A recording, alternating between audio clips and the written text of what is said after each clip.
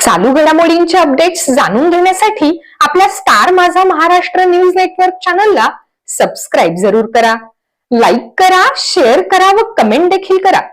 Bell icon वर press करा व नोटिफिकेशन्स मिळवा. शेवगाव प्रतिनिधी नरहरी शहाणे. शेवगाव भाजी मंडईत शेतकऱ्यांवर अन्याय, वेळ मर्यादेविरोधात निवेदन. भाजी विक्रीसाठी आलेल्या शेतकऱ्यांना सकाळी 11 नंतर जबरदस्तीनं हकलल्याचा आरोप. 16 मार्चला मोफत भाजी वाटप आंदोलनाचा इशारा. शेवगाव येथील भाजी मंडईमध्ये शेतकऱ्यांवर लादण्यात आलेल्या सक्तीच्या वेळ मर्यादा, भेदभाव आणि आर्थिक शोषणाविरोधात स्वाभिमानी शेतकरी संघटना, वंचित आघाडी, माजी सैनिक अध्यक्ष व शेतकऱ्यांच्या वतीनं तहसीलदारांना निवेदन देण्यात आलं. मंडईत सकाळी 11 वाजेपर्यंतच भाजी विक्री करण्याची सक्ती केली जात असून त्यानंतर शेतकऱ्यांना जबरदस्तीनं उठवलं जात असल्याचा आरोप संघटनेने केला. तालुक्यातील स्थानिक शेतकरी स्वतः पिकवलेला ताजा भाजीपाला विक्रीसाठी मंडईत आणतात. नगर परिषदेचे अधिकृत शुल्क भरून पावती घेत असतानाही त्यांना मर्यादित वेळ दिली जात असल्यानं शेतकऱ्यांचं मोठं आर्थिक नुकसान होत असल्याचं निवेदनात नमूद करण्यात आलं. ग्रामीण भागातून पहाटेपासून प्रवास करून येणाऱ्या शेतकऱ्यांना काही तासातच विक्री संपवण्याची वेळ येत असल्यानं उरलेला भाजीपाला व्यापाऱ्यांना कमी दरात विकावा लागतो किंवा खराब होण्याची शक्यता निर्माण होते. मंडईत व्यापाऱ्यांना समोरील प्रमुख जागा देऊन शेतकऱ्यांना मागील बाजूस बसवलं जात असल्याचा आरोप करण्यात आला.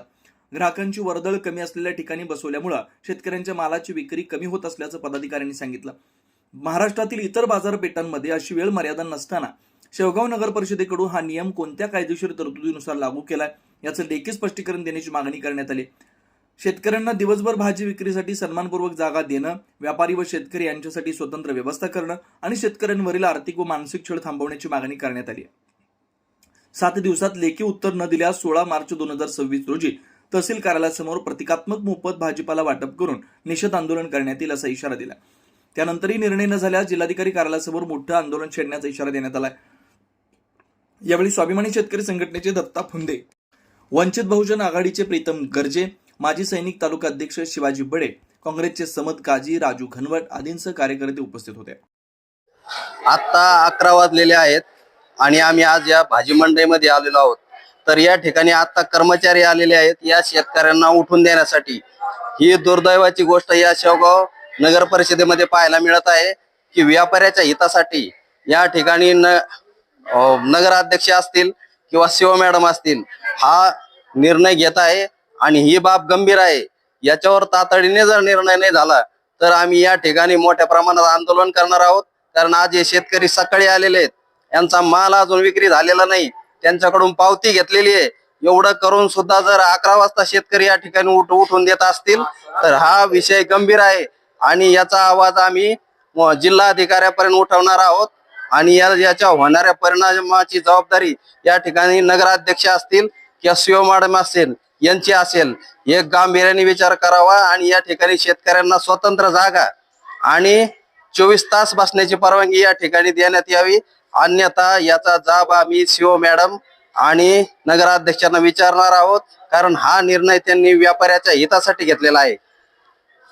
माझं नाव रमेश भागूजी खरात, अतिक्रमण पद, नगर परिषद शेवगाव. मला मॅडमने असा आदेश दिलेला आहे की सकाळी व्यापारी सोडून शेतकरी हे 11 वाजता मार्केटमध्ये ठेवायचे. 11च्या नंतर यांना पावती असो काय असो यांना घरी पाठवायचं. 11च्या नंतर अजिबात आम्ही शेतकऱ्यांना इथं बसून देत नाही. हे शेतकऱ्याचे मालाचं नुकसान म्हणून त्याला मी जबाबदार नाही.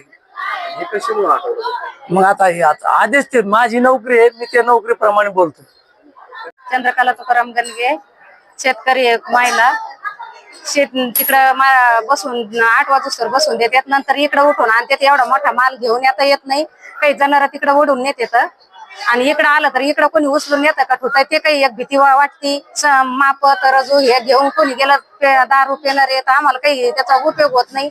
आमचा भाजीपाला इकायला शिल्लक राहिला तर 11च्या नंतर बसून देत नाही. 11 नंतर घरी घेऊन जा. मग शेतकऱ्यांचं राहिलेला माल करायचा काय? उद्या जर काही शिल्लक नसलं त्याच्यासाठी तर पुन्हा 30 रुपये पावती आज फाडायची, उद्या 30 रुपये फाडायची, 50 रुपयाचं पेट्रोल गाडीला घालायचं, इथं यायचं आणि ते पुन्हा दुसऱ्या दिवशी तेवढंच काम बुडून यायचं. तेवढ्या थोड्यासाठी आम्हाला इथं बसून दिलं पाहिजे. आमचं पूर्ण विकुसतो. आमचं दुसरं काहीच म्हणणं नाही. आम्हाला एक ठिकाणी कुठेतरी जागा पाहिजे, एक बाहेर तर द्या नाही तर आत तरी द्या.